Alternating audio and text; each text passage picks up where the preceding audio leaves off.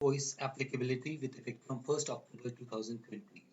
As we are aware that notification number 13 was issued on 21st of March, which was updated by notification 61 of 30th of July 2020, whereby applicability of e-invoicing was notified. And in a sense, it means that notified registered person whose registered turnover in a financial year exceeds rupees 500 crore. So keywords are in a financial year. So turnover of which year is to be seen for applicability of GST invoice, that is 1718, 1819 or 1920. And as you might be aware that the testing of e-invoicing began in the first phase for turnover above 500 crores in 2019-20. And in the second phase, it was allowed for other companies who had turnover exceeding this limit of 500 crores even in 2017, 18 and 18, 19. And at that time only we had advised our prospective clients and even various clients, etc., that it will be mandatory from 1st of October for even these companies. But still there were doubts, and to clear these doubts, the government has come up with these updated FAQs on invoice and the invoice registration portal. These were updated on 14th of September 2020. And in these FAQs, one of the question is how to know a particular supplier is supposed to issue invoice, that is invoice along with INN or QR code.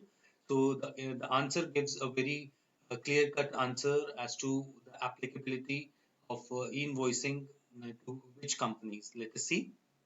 It says the taxpayers who had crossed the prescribed turnover in a financial year from 2017-18 onwards have been enabled to report invoices to invoice registration portal.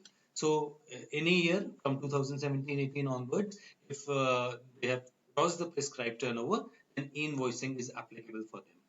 Further, it clarifies that in case a taxpayer has or had aggregate turnover in any financial year since introduction of GST is mandated to report invoice to invoice registration portal.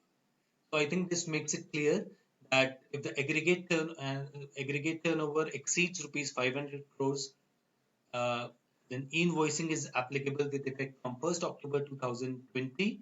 And this turnover 500 crores, more than 500 crores can be in any year, that is 2017-18, 18-19 or 19-20. To further understand, let us take a case study of four companies, company A, B, C, and D, and they have different turnovers. In some cases, like in the case of A, the turnover has reduced in these 3 years. In case of B, the turnover has increased and again reduced. In the case of company C, it has increased in all these 3 years to finally to 600 crores in 1920. And in the case of company D, where the turnover has remained below 500 crores in all the 3 years.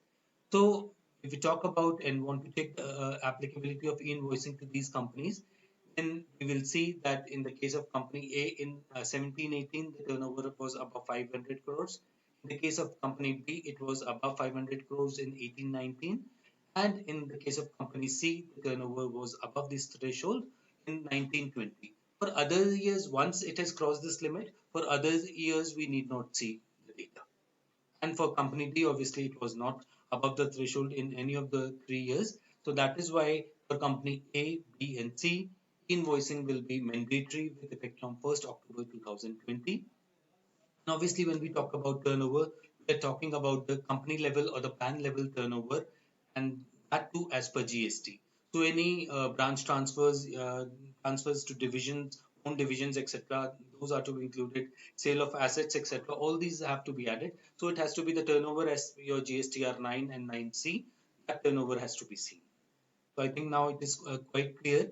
But still, if you have any doubts, you can go to the portal of the government, that is the invoice registration portal, this portal, and there is a link of status of invoice enablement. You can key in your GSTIN and find out whether invoicing has been enabled for you or not.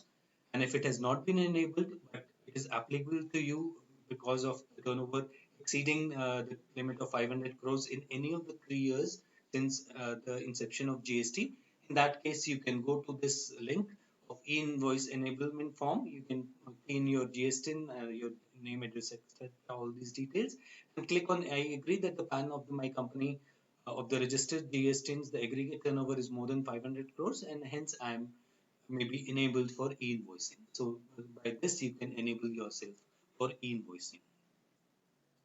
And as you're aware that Webtel is already into various compliance solutions, including GST and e-Webel integration also with ERPs it has done. And even now e-invoicing it is already doing for a lot of clients to whom it is applicable. And we are doing the seamless integration with various ERPs like SAP, Navision, Microsoft Dynamics, Oracle, Sage, Ban, Infor, etc. There is a seamless integration whereby you don't need to go to the portal for generating IRN or the QR code. Everything is being done in a seamless manner as if the same is being done from your own desktop. So we are offering these seamless solutions. And if any one of you is interested or want to clear any of your doubts regarding invoicing, we are available at these numbers. You can contact us for integration with ERPs. Thank you so much.